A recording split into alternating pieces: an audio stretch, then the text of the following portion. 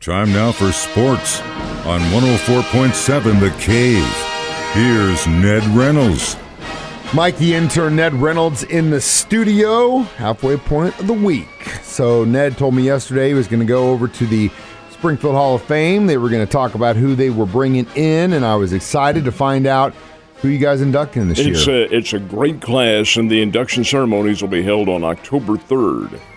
Hold them out at the Oasis. But we had the official introductions yesterday, and it's a lot of fun. They all were there, all the inductees with one exception, and he physically could not be there. That's Bevo Looney, who is one of the great athletes in Springfield history from back in the early 1960s, but he has some physical problems which prevented him from being there. However, he will be there on October 3rd.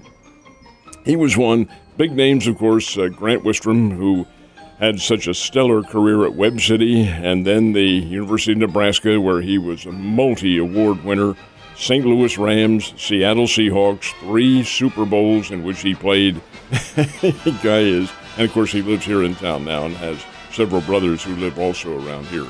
But Grant Wistrom is a big-time addition to our Hall of Fame. B.J. Flores from Willard, who made it in the boxing world, did much, and still does for that matter, commentary on NBC's boxing events that they have, especially in a couple of Olympiads. He was the key boxing announcer on that.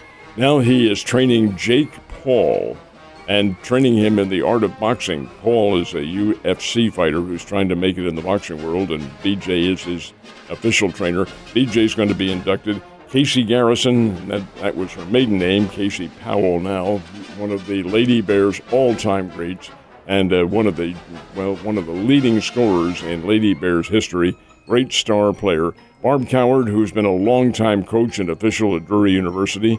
Then we have what we call, Mike, the teams. We're taking in teams that have been particularly dominant over a period of time. And this year it's going to be the Marshfield Basketball Lady Jays, who from 1986 through 1999, one of the major elements in girls basketball. In fact, they had 102 straight victories before that record was broken by Stratford. 102 straight, 5 state championships during that time period.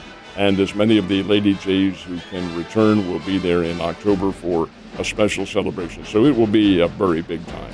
Just to put it in perspective, how many games did they play in a season to get to 102 straight? You're only allowed to play 32. I mean, that's incredible. You think about it like that, that's years of not losing. Of not losing. It was, for them, for the Lady Jays, I want to say it was 4. I don't remember exactly what it was, but I know in 1992 they had it snapped by Springfield Catholic at 102 straight. Stratford had 122. Now you think about that, and their record was established 4 years ago with some great teams. But this is all part of the legacy of what we have in the Ozarks, especially girls basketball. All basketball in general and baseball have been pretty good. Football is really coming on now, but the girls basketball scene has been dominant across the country, and that's the way it should be. This is really good. Really cool. Really good job on bringing those people in. They definitely needed to be recognized for what they did. Now let's talk about some sad stuff. Yeah, this is on a national scale. This is really too bad. Two guys who made their names quite earlier in the 20th century, but Denny Crum was the long-time basketball coach at Louisville, and prior to that, the assistant to John Wooden at UCLA. Denny Crum was a great coach, had over 600 career victories, 2 national championships with some really great Louisville teams. He passed away at the age of 88. And then Joe Kapp, this won't mean anything to you, but figures into Kansas City Chiefs' legacy quite a bit. Joe Kapp was an All-America quarterback at California back in the late 1950s. Went to Canada, did not play in the NFL right away, and set all sorts of passing records in Canada. Then came down and became the quarterback for the Minnesota Vikings. And he was the Vikings quarterback against the Chiefs in the 1970 Super Bowl game that the Chiefs won at 24-7. So Joe Kapp passing from the scene. He was 85, a renowned figure in all of football. All right, let's talk about some good news. Well, at least good news for those who follow those teams in hockey. We had some more playoffs yesterday. How's it looking? Well, the Carolina Hurricanes were victories over the Jersey Devils, so the Hurricane now lead by 3-1. And in the series between the Dallas Stars and the Seattle Kraken, Dallas won this one 6-3, and that series is all deadlocked. So this is going to be a pretty good little matchups in the final 2 games. So Cardinals started off the week with 2 pretty big wins. Did we make it 3? Did. Hell yeah. Baseball's interesting, Mike, because over the course of a season, it is the rhythm that you get into, and the Cardinals are now in a winning rhythm. They have won 3 in a row, and the ball is beginning to bounce their way now. It did not during that 8-game losing streak and at the start of the season. They were going through a lot of bad breaks as well, balls bouncing away from the gloves, and just the minute things that go on in baseball. But there's an old adage in Major League Baseball that has proven to be true every time out. You are going to win 54 games. That's a third of your season. You're going to lose 54 games, a third of your season. It's that other third of the season that makes the difference. Well, the Cardinals still have 24 losses now, and it's 13-24 is their record. Won last night, 6-4.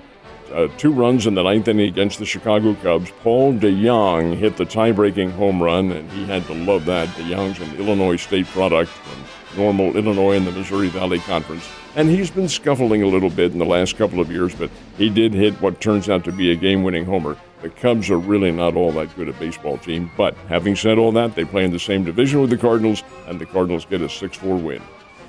Good to see it, but like you said, and you've made that analogy before, I love it because you're absolutely right. It's what you do with those other 50-plus games, but right now the Cardinals don't have many games to fool around with for the rest of the year. All right, so what about the Royals? Well, they fell last night to the Chicago White Sox, and this is a bit of an anomaly here. White Sox won the game 4-2, but Kansas City's pitcher, Jordan Lyles, pitched a complete game. Went all the way. Boy, that is a rarity in today's Major League Baseball. But Lyles, I should say, did. He gets unfortunately, is charged with a loss in this game. But fact of the matter remains that maybe that Kansas City pitching staff is starting to come around a bit. The Royals have been playing, maybe relatively speaking, 500 baseball during this week. Still, they've got a long, long way to go. White Sox are the winners in this one by a score of 4-2. Springfield Cardinals, not so very fortunate. They got blasted by the Tulsa Drillers 14-1. The Drillers of the Dodgers AA Farm Club, and they are a very, very good baseball team. That series continuing tonight and right on through until Sunday. And the Missouri State Bears were scheduled to play Lindenwood last night, but the game was canceled. Out and out canceled. It's a non-conference game. The weather forecasts were so dire last night that the Bears figured, well, we're not going to be able to get through this contest at Hammons Field, so let's just cancel it. Doesn't mean anything, so to heck with it. To heck with it. What basketball teams are saying to heck with it right now? Well, quite frankly, I'm a little bit surprised. Philadelphia has a history of going into Boston and playing poorly. But this year, they have won 2 of the playoff games in Boston. Their opener, which they won in a thriller just at the very buzzer. Last night was not a thriller. Philadelphia coasted to a 115-103 win over the Boston Celtics, and the 76ers lead that series now 3-2. Boston is the favored team. They have the home court advantage. So this time now the pressure tomorrow night when they play again will be on Philadelphia because they're not going to go back to Boston and win a 7th game. That's just not going to happen, I don't think. Anyway, Sixers win 115-103. Joel Embiid with 33 points. He is, he's the National Basketball Association most valuable player. What do you want? So he wins. The Denver Nuggets, who I think are a really good team, knocked off the Phoenix Suns 118-102, and now Denver leads that series 3-2. Like Boston going to Philadelphia, then Denver has to go to Phoenix, and Phoenix has to win. From here, Phoenix has to win 2 straight to stay in this thing. I'm telling you, I know I said it last week. I think the 76ers might be the dogs in this thing, man. You never know. We'll see, though, Ned. You have a great day, and I will see you tomorrow. Sir.